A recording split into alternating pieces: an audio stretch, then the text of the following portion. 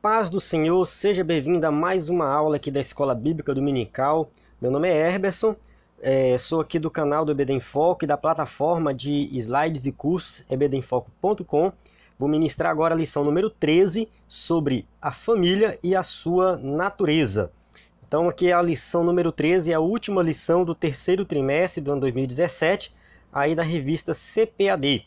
Então a gente está estudando aí sobre a razão da nossa fé, né? Ou seja, assim cremos, assim vivemos, esse é o título da revista, e encerrando aqui sobre família. Sabemos que a família está sofrendo muitos ataques, então esse tema é bem pertinente, né? E a família, o tema família é um tema teológico, é um tema social, é um tema prático, é um tema que envolve vários aspectos. Então nós podemos tratar da família de vários aspectos e é muito importante nós entendermos a natureza da família, né? Ou seja, a importância da família, a origem da família, né? Para que nós possamos sobreviver aí aos ataques do mundo que vem aí contra a família e que infelizmente muitos crentes estão se conformando com o que o mundo fala sobre a família.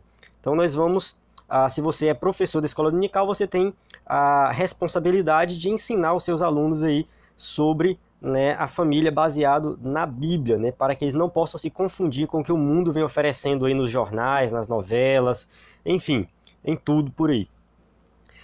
Antes de começar aqui a aula, só falar sobre o EBD em Foco, né? EBD em Foco é uma plataforma de slides e cursos. Se você ainda não se cadastrou, entre no site, está assistindo aí no YouTube, então tem um link para clicar, ou então digita aí www.ebdenfoco.com. Você vai ter acesso aí aos slides em PowerPoint e também a cursos de capacitação. Se você já se cadastrou, muito obrigado, espero que esteja gostando, né? Conto aí com seus comentários, sua participação também para que essa aula fique uma aula muito melhor, né? Você pode contribuir para melhorar essa aula aí nos seus comentários. Se você está assistindo pelo YouTube, se inscreva no meu canal, né, para que receba as notificações aí, né, e esse canal possa crescer e atingir muito mais pessoas. Vamos lá. Texto áureo. Portanto, deixará o varão o seu pai e a sua mãe, e apegar-se-á a sua mulher, e serão ambos uma carne. Gênesis 2, 24. Verdade prática, o casamento foi instituído por Deus e ratificado por nosso Senhor Jesus Cristo, como união entre um homem e uma mulher, nascidos macho e fêmea.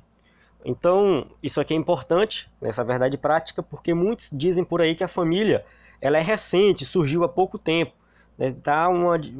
A mídia divulga isso por aí. E nós sabemos que isso é uma mentira, a família sempre existiu, desde quando existiu humanidade, existiu família. O conceito de família é antigo, é tão antigo quanto a humanidade. Como nós acreditamos que Deus criou o homem, então foi Deus que instituiu a família. E o Senhor Jesus, né, ratificou, ou seja, ele confirmou, né, a existência da família como algo realmente importante, que é da vontade de Deus. A leitura bíblica em classe se encontra em Gênesis 2, 18 a 24. Eu costumo pular essa leitura porque eu suponho que você já fez e a gente ganha tempo aqui no vídeo. Então vamos lá. Introdução. A família é assunto de interesse geral de cristãos e não cristãos, de religiosos e não religiosos. Trata-se de um projeto de Deus para os seres humanos. Então a gente tem aí uma família cristã e uma família não cristã. Então não importa isso, né? A família ela existe, não é só no mundo cristão. A família não é exclusiva somente de quem é religioso. Então a gente pode viajar pelo mundo, várias culturas, religiões diferentes, regiões aí isoladas, que nós vamos ver o conceito de família. Então o conceito de família ele existe independente da religião. Então para religioso e não religioso é um assunto de interesse geral. O livro de Gênesis traz um breve e singelo relato de como tudo isso começou e também revela o propósito de Deus para a família. Ou seja, o propósito que Deus tinha para a família lá na origem, quando Deus criou o homem, continua valendo para hoje. Os propósitos valem para os dias atuais. Apesar da família estar sofrendo muitos ataques, muitos estão questionando essa estrutura familiar, um homem, uma mulher e os seus filhos. Muitos questionam isso hoje, nós vamos falar disso mais na frente, mas nós sabemos que esses valores valem para hoje. Então, ou seja, Deus instituiu e continua valendo até hoje, né? Ou seja, não caiu, não venceu. Esses valores ainda não venceram, continuam valendo. A origem: o homem e a mulher. No relato da criação, ambos aparecem juntos, mostrando a igualdade entre o homem e a mulher. Então eles foram criados e o tempo todo Deus está falando dos dois ao mesmo tempo. E criou Deus o homem à sua imagem, e a imagem de Deus criou, macho e fêmea os criou. Ou seja, Deus criou o homem e a mulher. Então a gente mostra aqui a igualdade entre o homem e a mulher. E criou Deus o homem à sua imagem. O que isso quer dizer? Homem aqui, por exemplo, né, Adam, do original, Adam, ele tem dois significados. Pode se referir ao nome do primeiro homem, Adão.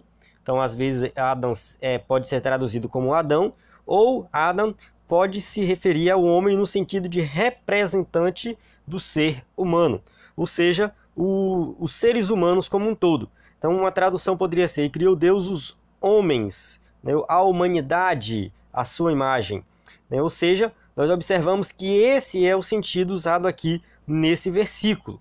Nesse versículo, o homem aqui fala do representante da humanidade, o homem no sentido do representante do ser humano, então representando todos os seres humanos. Então é por isso que está aqui a palavra Adam, nesse versículo. Isso revela também a igualdade de ambos, macho e fêmea, homem e mulher, como portadores da imagem de Deus. Então, quem é a imagem de Deus? Não é só o homem macho, não. O homem ou a mulher, os dois são a imagem de Deus. Então, voltando naquele versículo, criou o homem, a sua imagem e semelhança, ou seja, criou o ser humano, independente do sexo. Ou seja, o ser humano é a imagem e semelhança de Deus. A diferença está na sexualidade. Então, tem a diferença relacionada à sexualidade, um é macho, outro é fêmea, um homem, outra é mulher, mas de qualquer forma, os dois representam a imagem de Deus. E ao reunir esse casal, Deus instituiu o casamento. Então, o casamento também foi instituído por Deus. Foi Deus que criou o casamento, foi Ele que realizou o primeiro casamento. Então, que fique muito claro isso, que a família existe desde quando Deus criou ali o ser humano, criou o homem e a mulher e reuniu o casal e fez o primeiro casamento. Então isso não foi algo inventado pela cultura humana, mas sempre existiu desde a origem da humanidade. A formação da mulher. A Bíblia nos conta como a mulher surgiu na história humana. Então a criação do homem é citada ali em Gênesis 2:7, né, uma vez, e a criação da mulher é citada algumas vezes, né, 6 vezes. Se você ler Gênesis de 2:18 a 23, sempre está fazendo referência ao homem ter uma adjuntora, ter uma auxiliadora. É interessante que nas outras mitologias por aí, de outros povos, não tem a história da criação da mulher. Não fala, eles ignoram a criação da mulher. E a Bíblia, muito pelo contrário, ela enfatiza a criação da mulher. Isso é muito importante.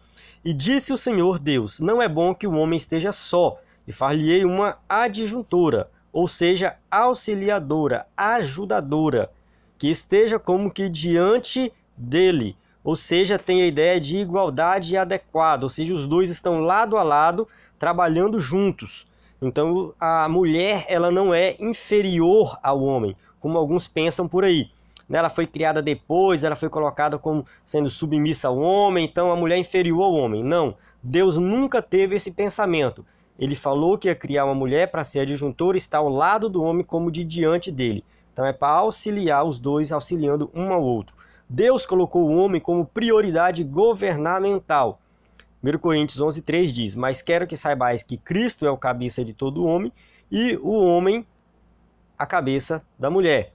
Ou seja, questão de prioridade de governamental. Cristo está acima, governando tudo. O homem tem aí a autoridade de governar, de tomar decisão. Ele tem uma responsabilidade maior, mas isso não faz ele ser superior à mulher, mas que ambos são mutuamente dependentes.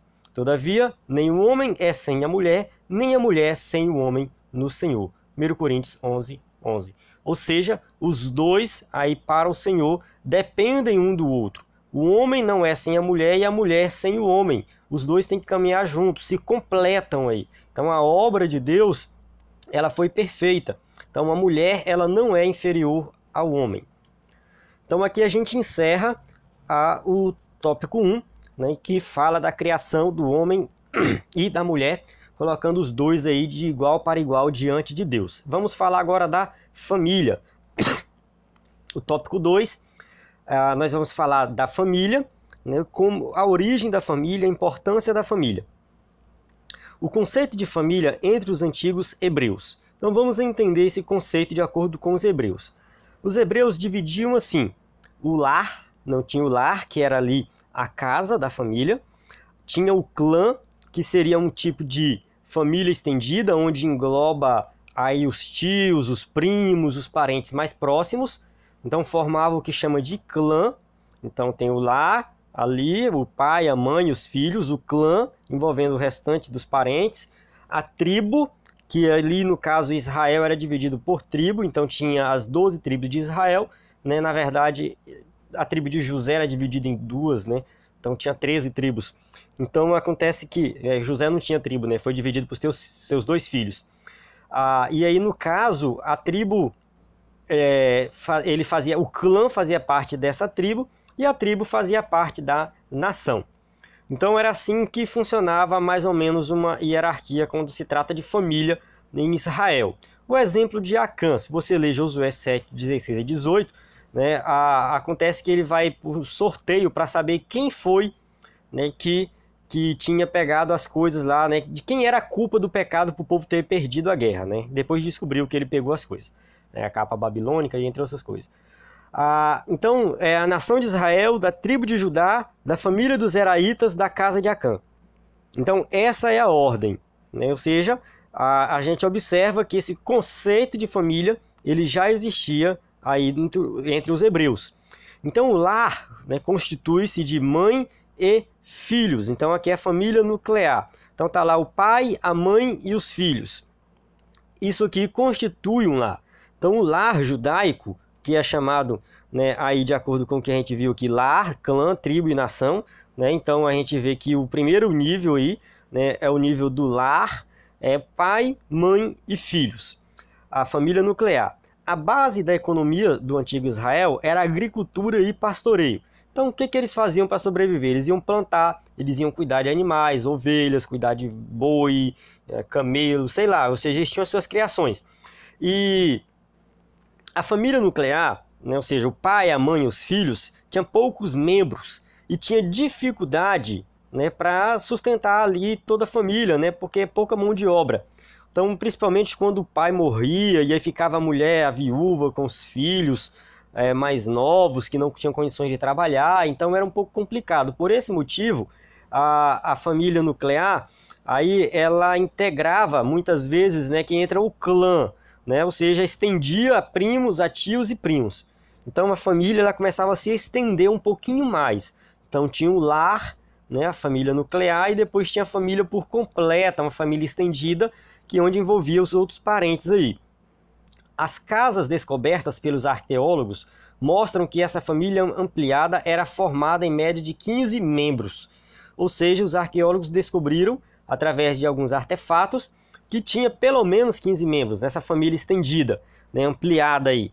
E quando se tratava de famílias ricas, acrescentavam-se servos estrangeiros, como no caso de Abraão. Então Abraão era muito rico, ele tinha vários servos, vários estrangeiros que moravam com ele. Então fala assim, ó, o texto aqui de Gênesis 14:14. Quando Abraão ouviu que seu parente fora levado prisioneiro, mandou convocar os 318 homens treinados, nascidos em sua casa, e saiu em perseguição aos inimigos até Dan. Ou seja, 318 homens nascidos em sua casa, ou seja, ali estava tanto parentes como também escravos, servos, pessoas que serviam a ele, trabalhavam para ele. Então todos eram incluídos aí na família de Abraão.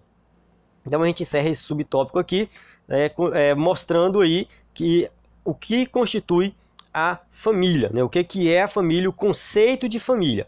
Agora vamos ver o papel da mulher na sociedade israelita.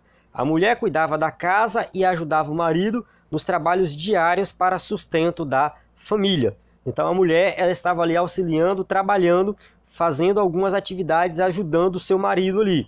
Então a queda ela trouxe algumas consequências. Sabemos que para o homem o trabalho, né, ou seja, uma das consequências da queda é que ele ia comer ali do suor do seu rosto, ou seja, o trabalho ia ser algo cansativo, ele ia ter que trabalhar pesado, né, e o trabalho ia ser estressante, cansativo. Hoje muita gente reclama, porque o trabalho tal, será que a gente vai trabalhar no céu? É muito cansativo o trabalho. Claro que a gente vai trabalhar no céu, a diferença é que lá não vai ser algo estressante, não vai ser algo cansativo, né, vai ser algo muito mais prazeroso. Então o ser humano ele tem que trabalhar, experimenta ficar sem trabalhar um tempo. Você começa a ter dificuldades. Ninguém consegue ficar sem trabalhar, não é nem pensando em dificuldades financeiras, mas dificuldade de relacionamento, de tudo. Então o trabalho é uma bênção de Deus, mas ele passou a ser algo cansativo. E no contexto familiar, o homem tinha que sair para trabalhar. No contexto ali dos hebreus, o homem ia para o campo, ia plantar, ia cuidar dos animais, era cansativo, e a mulher ficava em casa com trabalhos ali, cuidando da casa, né, ajudando o marido também no que for necessário. E para a mulher também, né, teve a questão da dor no parto, né, ou seja, multiplicarei grandemente a tua dor e a tua conceição. Com dor terás filhos, e o teu desejo será para o teu marido, e ele te dominará. Gênesis 3,16. No sentido de que aqui o homem ele tem uma responsabilidade maior e a palavra final é dele.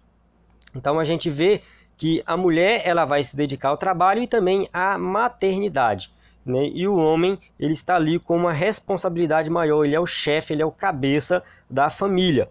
Então ele tem uma responsabilidade de conduzir a casa, né, da maneira correta. A mulher não é inferior ao homem, mas o homem é o chefe e o pastor do lar. Então o homem ele tem que saber governar bem a sua casa. Ele é o chefe do lar, ele é o pastor do lar, né? Ou seja, no Antigo Testamento tinha o patriarca, né? Que era ele que ia lá oferecer sacrifício, ele exercia um papel de sacerdote, né? Hoje é errado dizer que o homem é sacerdote, mas ele tem a responsabilidade espiritual também sobre a família. É ele que puxa a frente para fazer um culto doméstico, é ele que puxa a frente para, né, ir para a igreja, é ele que vai organizar tudo, é o homem, ele é o chefe do lar e o pastor do lar. Então aqui eu encerro o tópico 2, né, que nós possamos entender a importância do homem e da mulher aí no contexto da família. Isso é muito importante, nós sabermos o papel de cada um. Princípios básicos. Então vamos ver aqui, né, o princípio básico chamado casamento. O casamento é a mais fundamental de todas as relações sociais. Trata-se da união íntima e verdadeira entre duas pessoas de sexos opostos que manifestam publicamente o desejo de viverem juntas mediante um pacto solene e legal. Então esse aqui é um conceito de casamento. Duas pessoas de sexo opostos que manifestam publicamente, diante de todos, o desejo de estarem juntas, mediante um pacto, ou seja, assinam um papel e tem um pacto ali. Ou seja, tem uma aliança que representa esse pacto. Então esse é o conceito de casamento. Não existe no universo, entre seres vivos inteligentes, uma intimidade maior do que a que existe entre marido e mulher.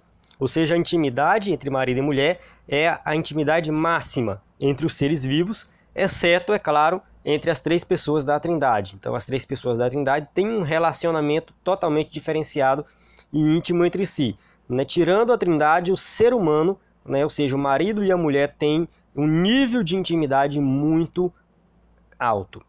Deus estabeleceu a família para o companheirismo mútuo e felicidade para uma convivência amorosa. Então a família tem esse papel, né, de trazer companheirismo, né? O homem, não é bom que o homem esteja só. Então foi assim que Deus falou. Então quando ele tem uma mulher, ele não está mais só, depois tem os filhos.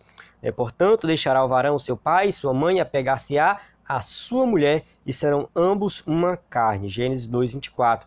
Aqui vemos três princípios básicos sobre o casamento: monogamia, heterossexualidade e indissolubilidade. Então vamos falar de cada um desses agora. Monogamia. O que é a monogamia? Casamento de um homem com uma única mulher e vice-versa, conforme estabelecido pelo Criador. Então Deus estabeleceu que seria o casamento entre um homem e uma mulher, ponto final, né? Portanto, deixará o homem, o seu pai e a sua mãe, e apegar-se-á à sua mulher. Gênesis 2:24. Então, o texto não diz as suas mulheres, mas fala a sua mulher, ou seja, é uma única mulher. Então, desde o início, Deus colocou para o homem casar só com uma mulher. Isso é confirmado no Novo Testamento. Mas por causa da fornicação, cada um tem a sua própria mulher e cada um tem o seu próprio marido. Ou seja, não são suas próprias mulheres ou seus próprios maridos. Ou seja, a monogamia sempre foi, né, a vontade de Deus. Que o homem casasse só com uma mulher e a mulher somente com um homem. A gente vê que isso não foi assim. Infelizmente, alguns homens tiveram várias mulheres, mas eles pagaram o preço por isso. Ou seja, Deus não liberou para casar com várias mulheres. Eles que fizeram isso e eles pagaram preço por isso. Deus tratou de uma forma especial aqueles casos lá, mas eles não eram a regra, mas a exceção. Ou seja, Davi não é regra, né? Ele teve várias mulheres. É a exceção de ver que Moisés só teve uma, Isaac só teve uma. Então a gente tem que ver que a regra era ter uma mulher. Algumas exceções aconteceram e alguns tiveram mais que uma mulher. Então esquece esse negócio de aqui a Bíblia tem várias pessoas com várias mulheres, então é normal, Deus aprova isso. Não, Deus não aprova. Desde o início Deus aprovou somente um homem e uma mulher. Homossexualidade. Vamos falar desse tema aqui, né, que traz aí muitas polêmicas, não para nós, né? Para eles lá. Para eles lá traz muita polêmica. Um dos propósitos divinos na criação do homem e da mulher é a procriação, visando a conservação dos seres humanos na Terra. Ou seja, Deus falou, macho e fêmea os criou, e Deus os abençoou, e Deus lhe disse, frutificai, multiplicai-vos e enchei a terra. Gênesis 1, 27 e 28. Ou seja, antes de Adão e Eva cair, antes deles pecarem, Deus já tinha dado a ordem para eles multiplicar, para eles frutificar. Ou seja, já existia relação sexual entre Adão e Eva.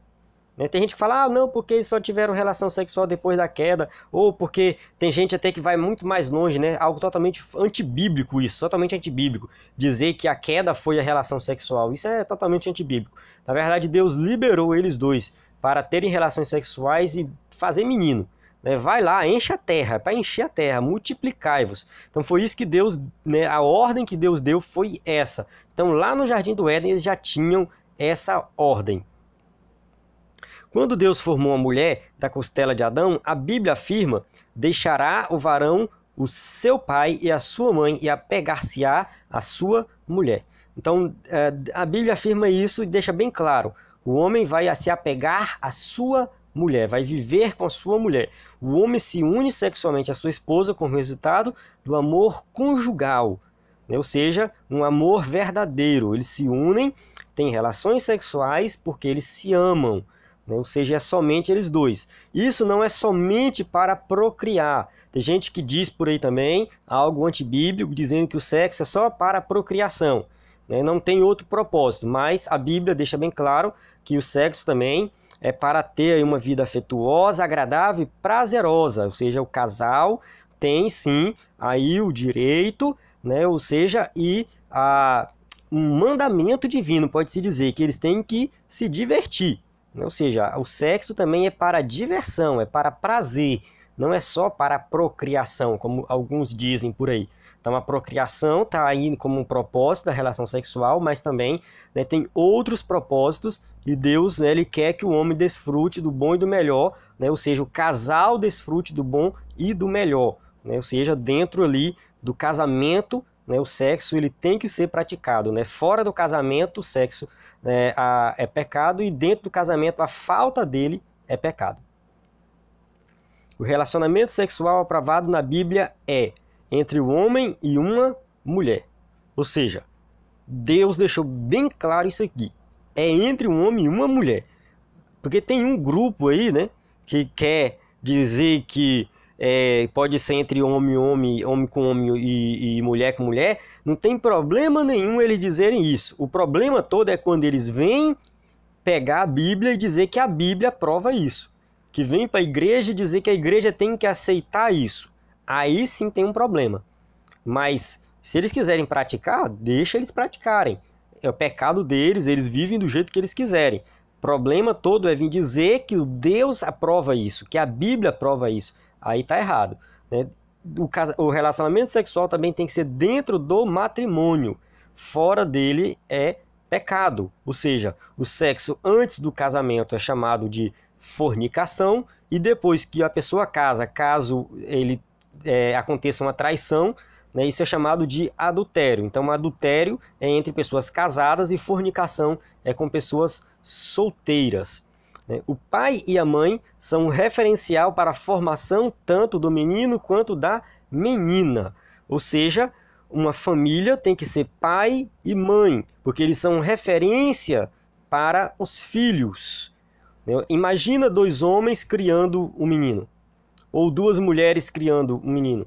Como é que vai ser isso? Que tipo de família é essa? A Rede Globo tenta passar isso aí nas novelas, coloca lá 2 mulheres vivendo juntas, criando um filho, e diz que é normal. Tá lá as 2 mulheres se beijando, se pegando, né? Eu fico vendo aquilo, né? 2 atrizes, bom de tomar vergonha na cara, mas enfim, né? Tentando passar para a sociedade que é normal, e o filho delas, de uma delas, né? Tá achando aquilo perfeitamente normal, e né, passa aquela imagem de que é normal. Eles querem impor na sociedade algo que não existe, algo que não é normal. Não é, nunca foi normal. Ninguém acha isso normal. Tá? Um homem com homem, uma mulher com mulher, ainda mais criando um filho, isso não é normal. Então o que é normal é o que Deus aprova, o que Deus instituiu. O homem, a mulher e os filhos, referência para os filhos. Indissolubilidade. Agora vamos falar desse aspecto do casamento aqui chamado indissolubilidade. A natureza indissolúvel do casamento vem desde a sua origem. E serão ambos uma só carne, ou seja, tem uma aliança entre os dois. Não deve ser quebrada essa aliança, ou seja, tem que viver para sempre. Jesus confirmou isso, portanto, que o Deus ajuntou, não o separe o homem. Mateus 19:6. Então, Deus instituiu isso e Jesus veio aqui e confirmou isso. Uma aliança inquebrável até que a morte o separe. É o que a gente fala lá no dia do casamento. Então, quando vai casar e fala até que a morte o separe, isso não pode ser falado da boca para fora. Mas isso é uma verdade que a gente tem que viver. Né? Só pode ser, né, acabar o casamento quando um morrer. Quando morreu, aí de fato acabou. O casamento só termina pela morte de um dos cônjuges, corrigindo aqui, Romanos 7:3, né? Ou seja, morreu de fato, está liberado para casar. O comentarista da religião colocou aqui pela infidelidade conjugal, citando 2 versículos de Mateus. Eu quero fazer aqui, abrir um parêntese aqui, porque há meio que um consenso entre os evangélicos de que se teve infidelidade, se teve adultério, está liberado para divorciar. Traiu, liberou. E muita gente se aproveita disso, né? Muita gente acha que não pode nem ter perdão. Na verdade, vem 2 questões aqui. Primeiro, se você concorda com esse ponto de vista de que traiu, está liberado, pense primeiro da seguinte maneira: Deus não aprova o divórcio. Tem uma passagem de Malaquias que me fugiu da memória. Se você assistiu até aqui e sabe essa passagem, coloque no comentário aí. Mas a passagem de Malaquias diz que Deus abomina o divórcio, odeia o divórcio. Ou seja, se Deus odeia o divórcio, então, mesmo com infidelidade conjugal, ele não vai concordar, né? Mas muitos acham, está liberado. Então, primeiro tem que pensar no perdão. Então, vamos supor que você tem o mesmo ponto de vista do comentarista da revista, que teve infidelidade e está liberado para divorciar. Pense no perdão primeiro. Pense na possibilidade de perdoar. Pense na possibilidade de continuar vivendo junto. Só que uma análise mais detalhada dessas passagens, de acordo com o livro Ética Cristã, do Norman Geisler, né, eu recomendo esse livro, muito bom. Essas passagens de Mateus usam aí porneia e não moiqueia. E no Novo Testamento, quando se fala de traição, de adultério, de infidelidade conjugal, a palavra usada é moiqueia. Então, todas as vezes que eles falam de adultério, está lá, moiqueia, moiqueia. E aqui em Mateus, Mateus usou a palavra porneia, e porneia se refere a sexo antes do casamento. Imoralidade sexual, mas refere-se a antes do casamento, e não a traição. Então, e essa exceção ela não existe nos outros evangelistas, só Mateus colocou ela.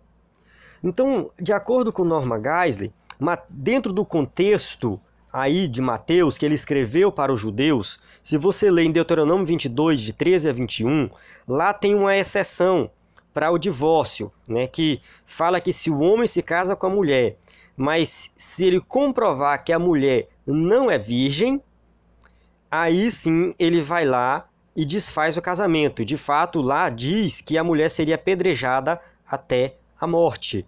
Ou seja, casou, chegou lá, não é virgem, o casamento é desfeito. Então a infidelidade, a imoralidade sexual daqui, dessa exceção de Mateus, provavelmente se refere a essa passagem do Deuteronômio no sentido de que a mulher não seria mais virgem. Então essa seria a única exceção. Casou, chegou lá, não é virgem, aí desfaz o casamento, né? Essa seria a exceção dentro do contexto ali judaico. Então, se a gente observar, não tem nenhuma exceção. Ou seja, nem a infidelidade conjugal libera para o divórcio.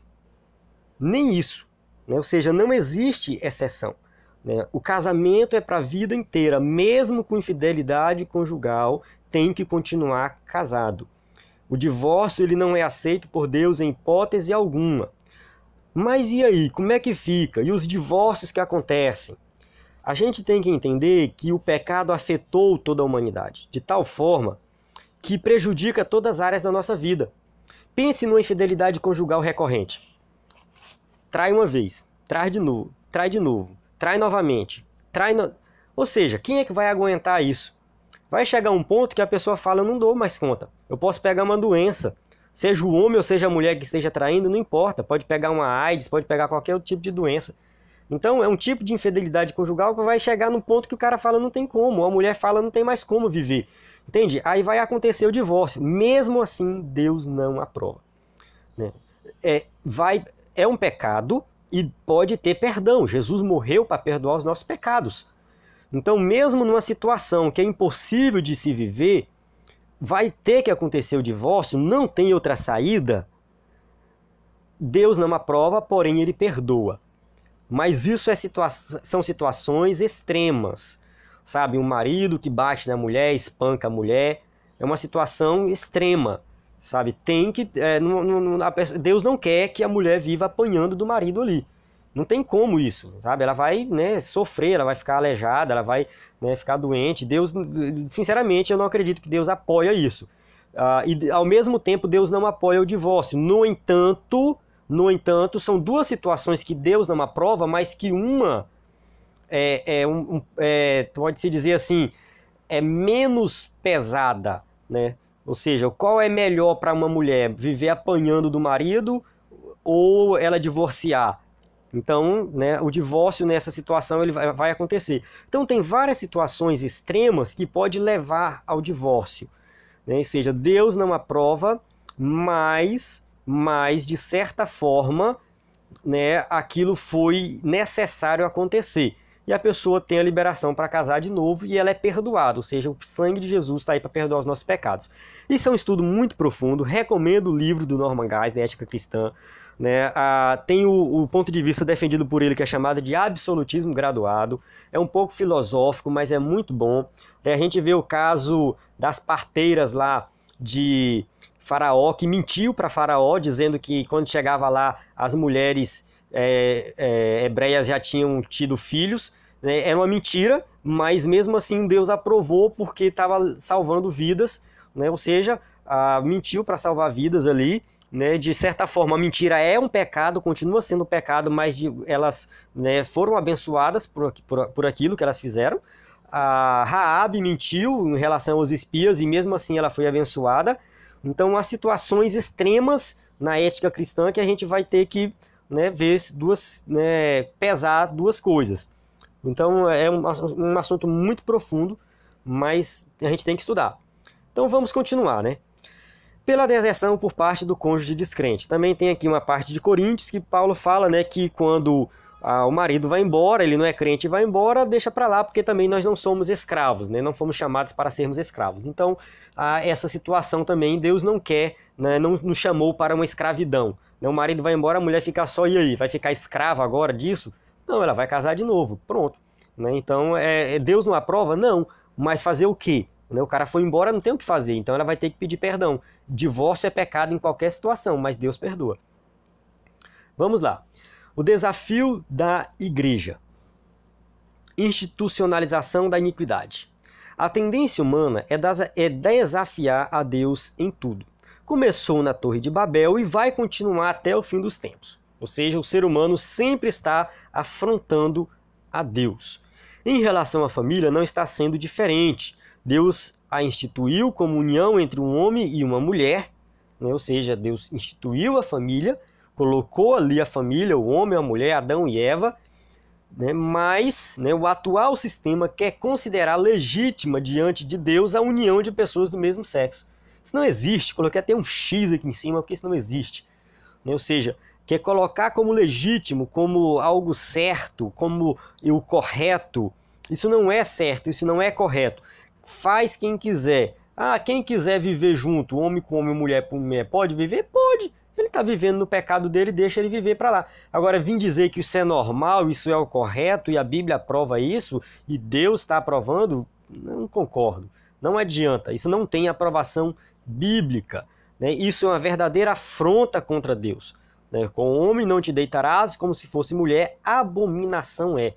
Em Romanos, né, esse é Levítico 18, 22, em Romanos, a gente vê também uma condenação do homossexualismo. Por isso, Deus os abandonou a paixões infames, porque até as suas mulheres mudaram o uso natural, no contrário à natureza. E, semelhantemente, também os homens, deixando o uso natural da mulher, se inflamaram em sua sensualidade uns para com os outros, homens com homens, cometendo torpeza e recebendo em si mesmo a recompensa que convinha ao seu erro. Romanos 1, 26, 27. Ou seja, aqui a gente observa que Deus condena o relacionamento entre homossexuais. Não é aprovado por Deus. Quem quiser praticar, pratica. Quem quiser mentir, mente, mente. Quem quiser adulterar, adultera. Né? Quem quiser roubar, rouba. Quem quiser cometer homicídio, vai lá, mata alguém, faz o que você quiser. Mas não venha dizer que isso tem aprovação divina. Sabe? Porque se a gente começar, não, vai que o homossexualismo tem aprovação divina, né? Aí eles vão lá e fabricam uma Bíblia para eles. Tem uma Bíblia lá e tal que defende, né? Retira essas partes aqui que condenam o homossexualismo. Aí de repente o adúltero vai fazer a mesma coisa, vai reunir vários adúlteros, vai pegar a Bíblia, vai retirar da Bíblia tudo que fala de adultério e fala Deus aprova o adultério. Então, né, eu acho meio sem sentido isso. Quer viver na prática? Viva, mas não venha modificar a palavra de Deus e tentar forçar a palavra de Deus a aprovar a prática do pecado. Né? Se você tem o seu pecado aí, fique com ele. Mas vim dizer que a Bíblia aprova ele, isso é totalmente, né, uma abominação contra Deus. Uma afronta contra Deus. Inversão de valores. Então isso acontece na sociedade. Né? O que se vê hoje é a tentativa de tornar o errado certo e o certo errado. Então, o que é que a gente observa? Mentir é certo, roubar é certo, sexo antes do casamento é certo, casamento homoafetivo é certo, e aí vai. Né? Ou seja, pega tudo que não presta e diz que é certo. Né? E pega o que é certo e diz que é errado. Né? Falar a verdade é errado, né? Fazer o bem é errado. Né, sexo depois do casamento, né, ou seja, dentro do casamento é errado, né, ou seja, né, se a pessoa está casada e só tem ali o sexo entre eles dois, né, quando ele chega num lugar e fala, não, o marido fala, né, eu só tenho sexo com minha mulher, né, ele é discriminado, que isso, rapaz, tu deixa de ser besta, tem que pegar outras por aí, né, ou seja, o sexo dentro do casamento se tornou errado, o cara tem que trair, tem que ser adúltero para ser certo. Então, deu até um nó na cabeça aí, né? Mas é isso mesmo, eles estão invertendo tudo, né? É uma confusão só. Então, isso é o que a mídia está fazendo e está colocando dentro da nossa casa. Eu bato muito nessa tecla, novela. Eu não gosto de novela, não assisto novela, né? E a novela está acabando com muitas famílias. E muita gente está assistindo novela e acreditando no que a novela fala.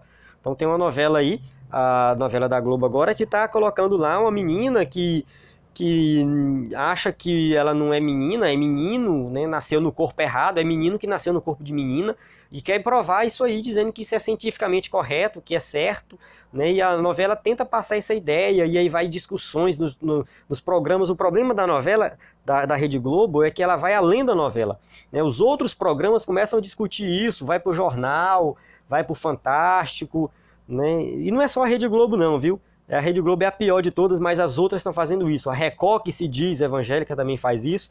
Então tem vários canais aí que estão tentando misturar, né, essas coisas aí, dizer que o certo é errado e o errado é certo. E as pessoas estão indo nessa conversa, né?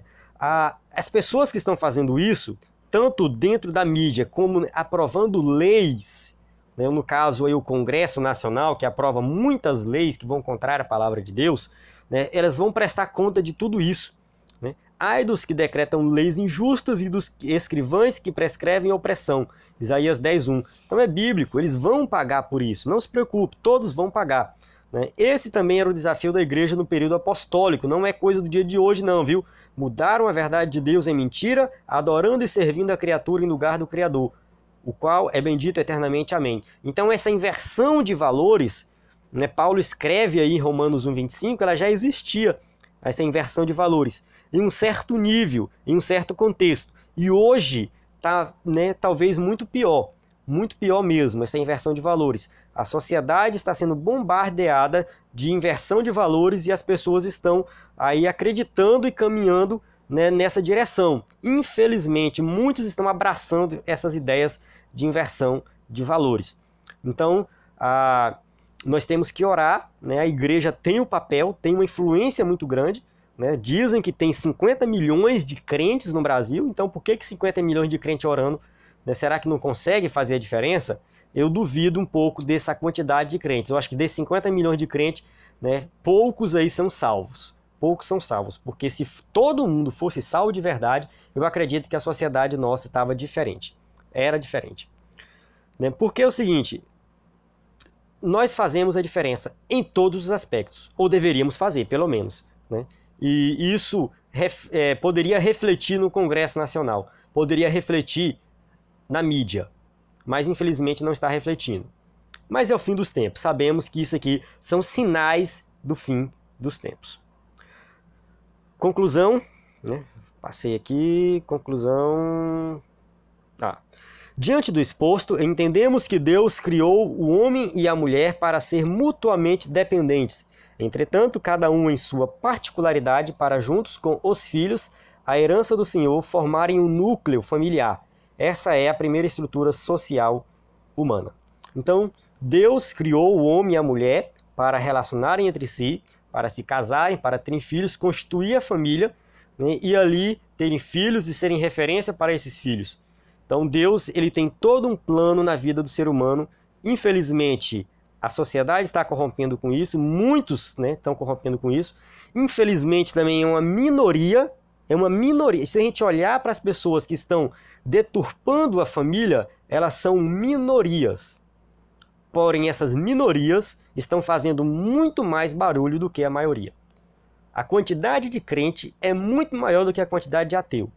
A quantidade de crente é muito maior do que a quantidade de homossexual.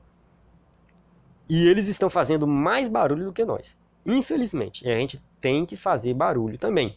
Tá? Nós temos alguns representantes aí no Congresso, mas que infelizmente também não estão fazendo muita coisa. Então a gente tem que orar e pedir a misericórdia de Deus, né, para que a situação não piore cada vez mais. Encerro aqui a aula. Tem aqui as perguntas para você que é professor, né, quer usar aí na sua classe. Reforço aqui sobre os cursos do EBD em Foco, né, são por enquanto 9 cursos, mas eu pretendo postar um curso novo cada mês, então vai chegar novidade aí, né, a bibliografia recomendada, né, o livro de apoio e a revista Ensinador Cristão. Fique por dentro aí do conteúdo, né, acesse ebdemfoco.com e participe desse projeto, divulgue para os seus amigos, para que muito mais pessoas possam ser abençoadas, né, escolas dominicais possam ser transformadas com aulas, né, diferentes, aulas que realmente traz transformação de vida. Então, eu agradeço a oportunidade, né, de estar aqui ministrando para você. Conto com a sua participação na próxima semana na aula do EBD em Foco no canal e na plataforma. A paz do Senhor, até a próxima aula.